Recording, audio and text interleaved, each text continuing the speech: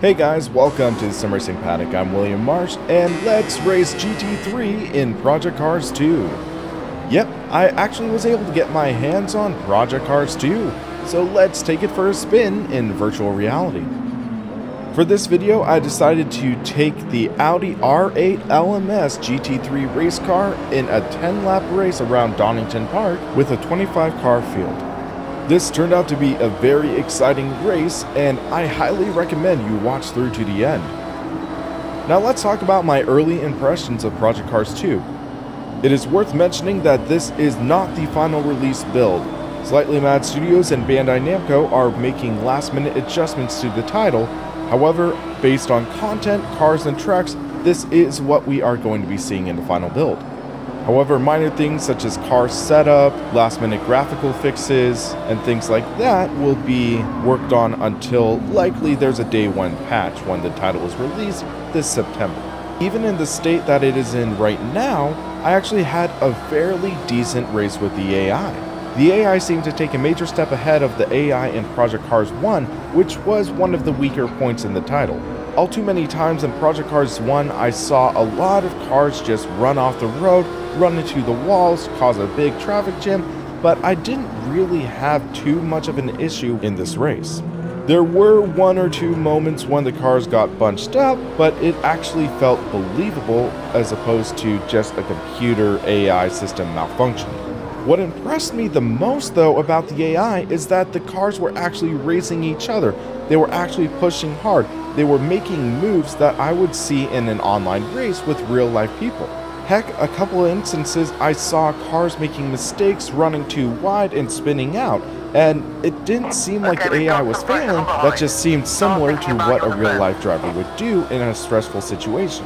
In the last lap of this race, it also seemed like the AI was a little more aggressive. They were trying to fight hard for that last position they might gain in the race, so that was definitely a nice touch. So to answer people's questions about if the AI saw an improvement over Project Cars 1, my answer, at least from this race, is a strong yes. It does seem like the AI has improved over Project Cars 1. Another question that I think a lot of people are going to be asking is, does Project Cars 2 feel better than Project Cars 1? That answer is a little more complicated, but the TLDR for this is yes as well. The cars in Project Cars 2 generally feel a little livelier, a little more active, a little more realistic than what I felt in Project Cars 1, which I thought was way too planted. However, I do feel that the cars are still slightly too planted in Project Cars 2, but it's still a step up above its predecessor. You have to fight them going out the corner, you have to be a little more delicate with the throttle, and that is a good thing, especially for people looking for a more hardcore simulator type experience. Another thing that goes in hand with how the cars feel in Project Cars 2 is the force feedback.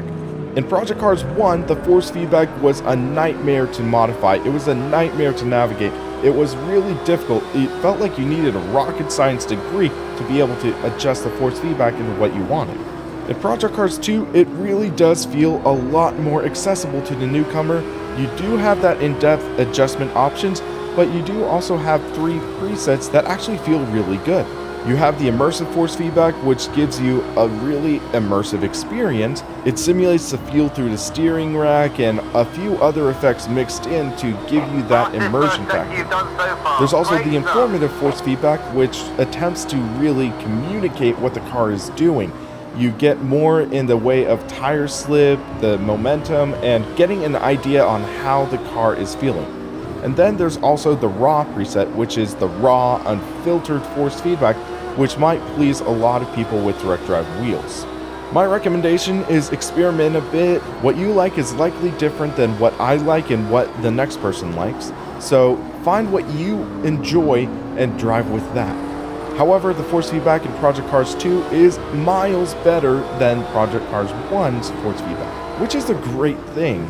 Another improvement that I want to mention in Project Cars 2 that I am extremely thankful for is the improvement in the sounds. In Project Cars 1, it felt like the sound mixing was way off in the experience. The shifting sounds were horrible. It just seemed like it was a lackluster audio experience. In Project Cars 2, it just feels a lot more refined.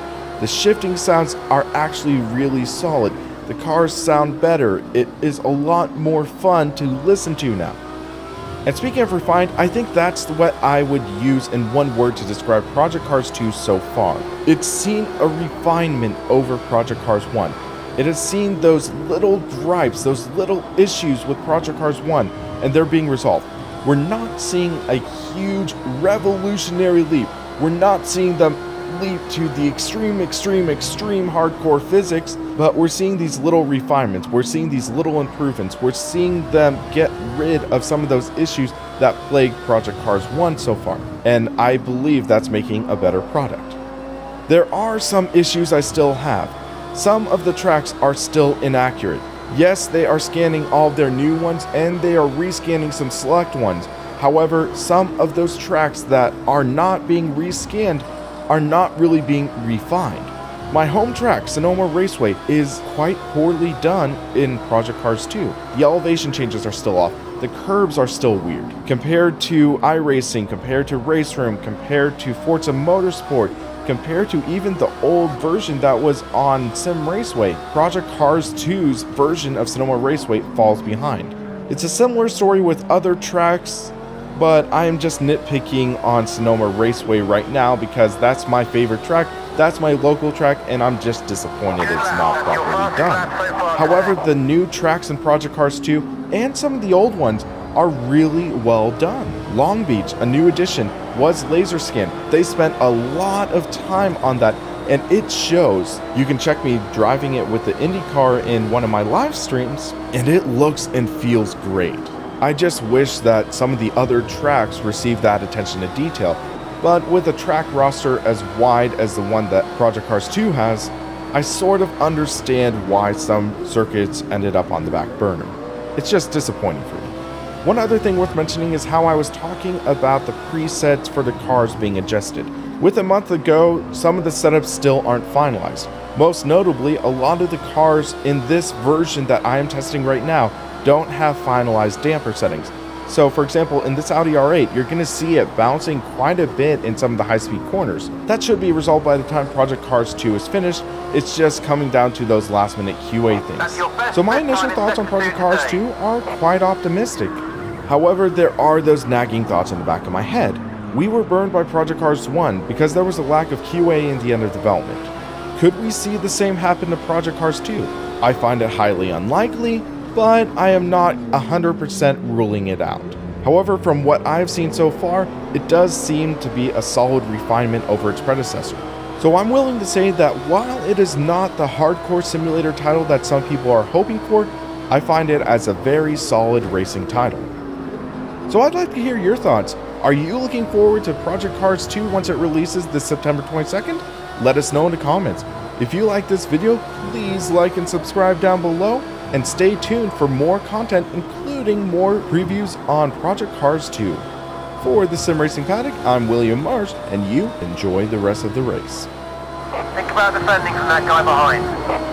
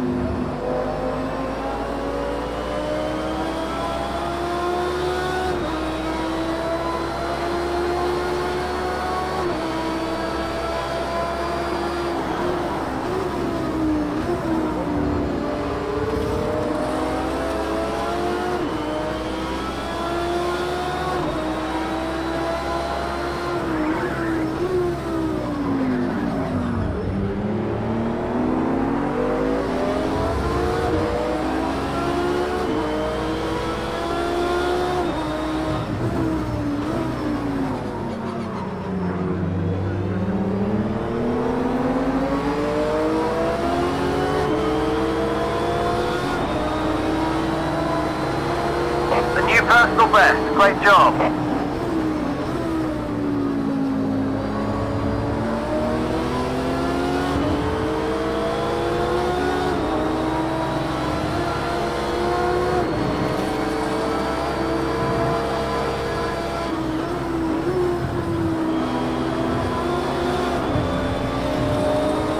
That's your best first sector so far. Keep it going.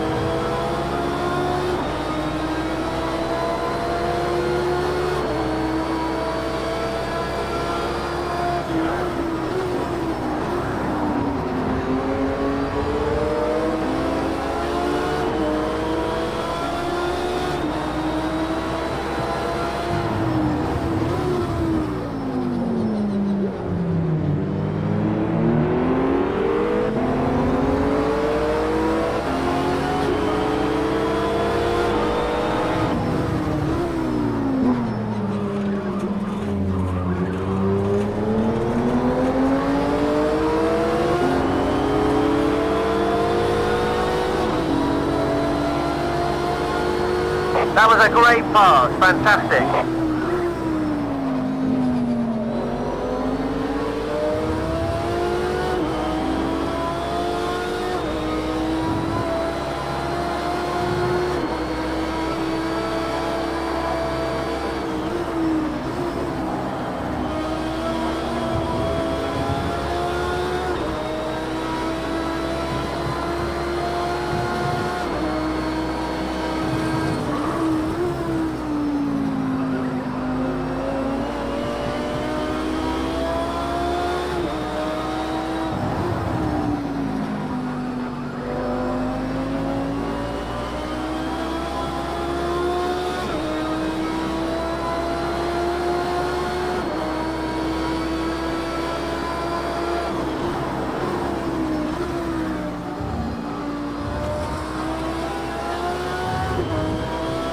Okay, that's your best Sector 2 today.